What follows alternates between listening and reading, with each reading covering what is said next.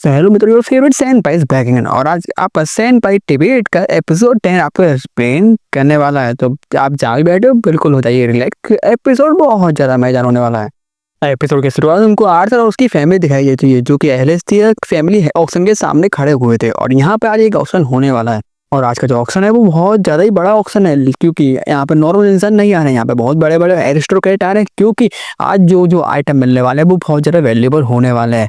और आर्थर को यहाँ पे कुछ इंटरेस्टिंग आइटम देखते हैं, और आर्थर पहली बार अपने डैड को भी काम करते हुए देखता है, जो कि बहुत ज्यादा कूल लग रहे थे। तो आर्थर की माँ उससे बोलती है कि अगर तुम्हें अभी तुम्हारे डैड कूल लग रहे हैं तो काम खत्म होने के बाद उनको ये जरूर बताना, क्योंकि उनको इससे बहुत ज्यादा खुशी होगी। और ऑक्शन शुरू होने के बाद हमको पता चलता है कि इस ऑक्शन को रॉयल फैमिली तक अटेंड करने वाला है, यानी कि किंग, क्वीन, प्रिंस और प्रिंसेस भी इस ऑक्शन में है। आर्थर भी देखता है शायद से इस किंगडम का जो किंग है वो बहुत ज्यादा अपनी जनता में पॉपुलर है, और इसे देख के उसे अपनी पिछली लाइफ के बारे में भी याद आता है। और इसी के साथ में जो ऑक्शन भी शुरू हो जाता है। अब जो ऑक्शन की सिक्योरिटी है, क्योंकि वो आर्थर के डैड संभाल लेते, तो सिक्योरिटी यहाँ पे बहुत ज्यादा टाइट थी। और ऑक्शन में भी एक के बाद यहाँ पे सामान बिकते ही जा रहा होता है। अब कुछ आइटम ऐसे हैं जो कि आर्थर को भी पसंद आ रहे थे। उसकी माँ से पूछती भी है, क्या तुम्हें कुछ पसंद आ रहा है, क्या तुम कुछ लेना चाहते हो? तो आर्थर यहाँ पे बोलता है, नहीं रहने दीजिए, क्योंकि हम वैसे भी उनको अफोर्ड नहीं कर पाएंगे। अब आर्थर यहाँ पे देखते हैं कि उसको सिल्वी यहाँ पे नहीं दिख रही होती, तो वो अपनी माँ से पूछता है, तो उसकी माँ उसको बताती कुछ देर पहले उसकी बहन ही उसके साथ खेल रही होती है, लेकिन अब उसे वो नहीं दिख रही है। तो आर्थर सिल्वी को ढूंढने चले जाता है, और हमको सिल्वी को भी दिखाया जाता है जो कि ऑक्शन हाउस में ही घूम रही होती है, लेकिन उसको एक आदमी देख लेता है। दूसरे ऑक्शन में एक मीट सेल हो रहा होता है, जो कि प्रिंस को बहुत ज्यादा पसंद आ रहा है। तो वो किंग से बोलता है कि मुझे वो चाहिए, एंड किंग सबसे ज्यादा ऑक्शन में बिडिंग करके उसको ले लेता है। अब आर्थर यहाँ पे सिल्वी को ढूंढ रहा होता है, तभी सिल्वी को उसे चलाने की आवाज आती है। जैसे ही वो वापस देखता है तो उसे देखता है कि एक इंसान सिल्वी को यहाँ पे पसंद कर रहा होता है। वो सामने वाला इंसान वो कॉन्जरर है, जो कि डायरेक्टली किंग को सर्व कर रहा है। तो उससे पंगा लेना इस समय ठीक नहीं रहेगा। तो आर्थर उससे प्यार से कहता है कि प्लीज उसे छोड़ दीजिए, वो मेरा पार्टनर है। और इस बंदे को सिल्वी बहुत ज्यादा पसंद आ रही होती है। तो आर्थर से वो बोलता भी है कि तू बहुत ज्यादा लकी है कि तेरे पास ऐसा माना बीस्ट है। और देख के ऐसा लगता है कि ये माना बीस्ट तेरी बातों को भी सही सुनता है। अब क्योंकि सिल्वी इस बंदे से यहाँ पर डर रही होती, तो वो आर्थर के पास यहाँ पर आ जाती है, और आर्थर भी वहां जाने लगता है। लेकिन ये बंदा आर्थर को रोक लेता है और उससे कहता है कि मुझे ये माना बीस्ट दे दे। मैं बहुत दिनों से कि माना बीस्ट ऐसा ढूंढ रहा हूँ जो कि मुझे सूट करे और मैं इसकी पावर को पूरी तरह यूज कर पाऊंगा, तो मुझे उसके साथ में कॉन्ट्रैक्ट साइन करने दे। और अपनी मैजिक पावर से वो आर्थर को डराने की भी कोशिश करता है, लेकिन आर्थर डरता नहीं है यहाँ पर। और आर्थर उससे पूछता है, मैं ऐसा क्यों करूँ? तो ये बंदा एक जवाब देता है कि मैं एक रॉयल कॉन्जरर हूँ और मैं किंगडम की भलाई के लिए ये कर रहा हूँ, तो तुम्हें भी ये बात समझ में आ रही होगी। अब आर्थर यहाँ पर समझ गया था कि इससे दिमाग मारने का कोई मतलब तो है नहीं, तो आर्थर यहाँ से जाने लगता है। तो ये पीछे से आवाज देता है कि मुझे लगता है तुम्हारे पेरेंट्स ने तुमको समझाया नहीं है कि रॉयल्टी के सामने कैसे बिहेव करते हैं, तो इसकी रिस्पॉन्सिबिलिटी तुम्हारे पेरेंट्स को यहाँ पर लेनी पड़ेगी। अब आर्थर जैसे ये बात सुनता है कि ये बंदा उसके पेरेंट्स को इस छोटे से मैटर में घुसेड़ रहा होता है, तो उसे इतना ज्यादा गुस्सा आता है कि उसके मर्डर सेंटेंस से पूरे का पूरे ऑक्शन हाउस में सभी को इफेक्ट होता है। अब वो मर्डर सेंटेंस देना चाहता है कि वहां पर कुछ लोग तो खड़े भी नहीं हो पाए थे, और रॉयल फैमिली पर भी इसका इफेक्ट हो रहा होता है। तो किंग यहाँ पर अपने डैड्स को ऑर्डर देता है उस इंसान को ढूंढने के लिए जो कि ये कर रहा है। दूसरी तरफ जो रॉयल कॉन्जरर है उसकी भी यहाँ पे हालत खराब हो चुकी है, वो भी आर्थर से यहाँ पे डरने लग गया है। लेकिन आर्थर कुछ देर बाद ही यहाँ पे गया होता है कि उसने को यहाँ पे कुछ ज्यादा ही कर दिया, और वो अपने डैड के पास चले जाता है और उनसे माफी मांगता है अलग जाने के लिए। तो यहाँ पे जो किंग होता है वो आर्थर के डैड को यहाँ पे बुलाता है और सब पूछता है, ऐसा लगता है तुमने उस इंसान को यहाँ पे पकड़ा नहीं है जिसने ये सब चीज किया था। अब आर्थर के डैड यहाँ पे बोलता है, माफ कीजिए मैजेस्टी, लेकिन मैं नहीं पकड़ पाया हूँ।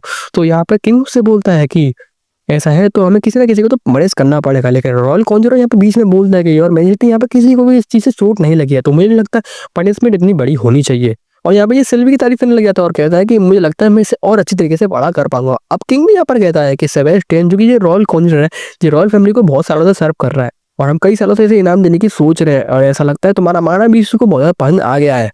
और आर्थर यहाँ पर समझ जाता है कि ये रॉयल कॉन्जरर किंग को यूज करके उसके पेट को यानी कि सिल्वी को हड़पना चाहता है। अब ये बात यहाँ पर किंग आर्थर के डैड से कर रहा होता है, तो आर्थर का डैड यहाँ पर बोलता है कि आर्थर ने उस माना बीस्ट को खुद से ही हासिल किया है, उसमें मेरा कोई भी कंट्रीब्यूशन नहीं है, तो इस मैटर में मैं कुछ भी नहीं बोल सकता। तो और जब यहाँ पे आर्थर से पूछा जाता है तो आर्थर यहाँ पे बोलता है कि और मैं इसके मुझे माफ करना, लेकिन मुझे यहाँ पर मना करना पड़ेगा। तो किंग यहाँ पे कहता है ऐसी बात है तो कैसा रहेगा कि मैं अपने माना बीस्ट को, जो कि मैंने अभी भी खरीदा है, तुम्हारे माना बीस्ट से एक्सचेंज करूँ। आगे चलकर वो माना बीस्ट भी बहुत ज्यादा स्ट्रॉन्ग होने वाला है, शायद से तुम्हारे माना बीस्ट से ज्यादा स्ट्रॉन्ग।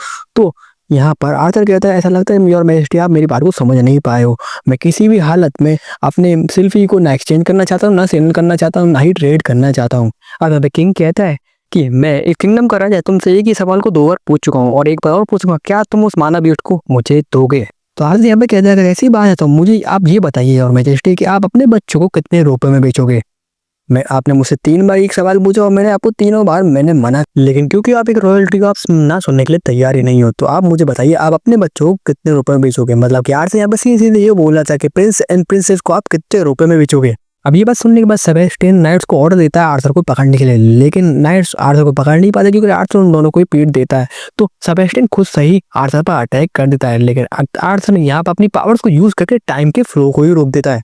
और सेबेस्टियन को यहाँ पे बिल्कुल समझ में नहीं आ रहा था कि आखिरकार यहाँ पे हो क्या रहा है। वो किंग और क्वीन को आवाज देता है, लेकिन उसकी बात कोई सुन ही नहीं पा रहे थे। तो आर्थर यहाँ पे बोलते तुम्हारी बातों को यहाँ पे कोई भी नहीं सुन पाएगा, और सबसे पहले उसके पैर को तोड़ देता है। अब यहाँ पे सेबेस्टियन आर्थर को धमकी देने की कोशिश करता है कि मैं रॉयल कौन रहूंगा, अगर तुम मुझसे पंगा लेगा तो बहुत बुरा होगा, तू अपनी औकात में रह। तो यहाँ पे आर्थर बोलता है ठीक है, मैं भी तुझसे यही कहना चाहता हूँ, तू अपनी औकात में रह। सेबेस्टियन आर्थर की पावर को देख के यहाँ पे बहुत ज्यादा ही डर जाता है। अब इसके बाद क्या होता है, यहाँ पे आर्थर बेहोश हो जाता है क्योंकि उसने बहुत ही पावरफुल मैजिक यहाँ पे यूज किया था, और जब उसको होश आता है उसके सर में वहाँ पे बहुत ज्यादा दर्द हो रहा होता है। तब उसको रियलाइज होता है कि उसने इतना ज्यादा पावरफुल मैजिक यूज किया ना, उसी की वजह से ये सब हो रहा है, और वो अभी भी अच्छे से ट्रेंड नहीं है। आर्थर अपनी मॉम से पूछता है कि उसके बेहोश होने के बाद यहाँ पे क्या हुआ। तो आर्थर की मॉम बताती है कि जब वो बेहोश हो गया था और डॉक्टर्स ने जब उसे चेक किया तो डॉक्टर्स ने बताया कि तुम जल्दी उठ जाओगे, लेकिन उसके वजह से उसकी मम्मी बहुत ज्यादा परेशान हो गई थी, और आर्थर को भी अब अच्छा नहीं लग रहा था कि उसकी मम्मी उसके वजह से फिर से परेशान हो रही थी। उसके बाद में आर्थर अपनी मॉम के साथ में मार्केट में जाता है। उसकी मॉम उसे पूछती भी है क्या तुम सच में ठीक हो, तो वो आर्थर से बोलते हैं यहाँ पे मैं ठीक हूँ। अब आर्थर को यहाँ पे ये चिंता हो रही थी कहीं उसकी वजह से उसकी डैड की नौकरी तो नहीं चली गई।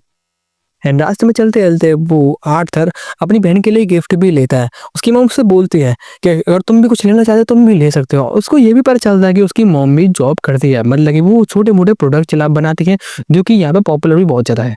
अब शॉपिंग के बाद में जब आर्थर अपने घर पहुंचता है तो वो सुनता है कि उसके डैडी किसी से बहस कर रहे होते हैं, और जब वो कमरे के अंदर जाता है तो उसे देख के किंग ने एक इंसान को भेजा था यहाँ पर कल वाले इंसिडेंट के लिए माफी मांगने के लिए, और जो इंसान पैसे देकर उस मामले को रफा दफा करना चाहता था। ये इंसान यहाँ पे बोलता है कल जो इंसिडेंट हुआ उसके लिए योर मैजेस्टी की तरफ से मैं आपसे माफी मांगता हूँ, और उसके लिए हम कंपनसेट करने के लिए भी तैयार है। अब आर्थर के डैड यहाँ पर रेनॉल्ड बोलता है कि कल मेरा बेटा मरने ही वाला था और तुम यहाँ पे कुछ पैसे देकर उस मामले को खत्म करना चाहते हो।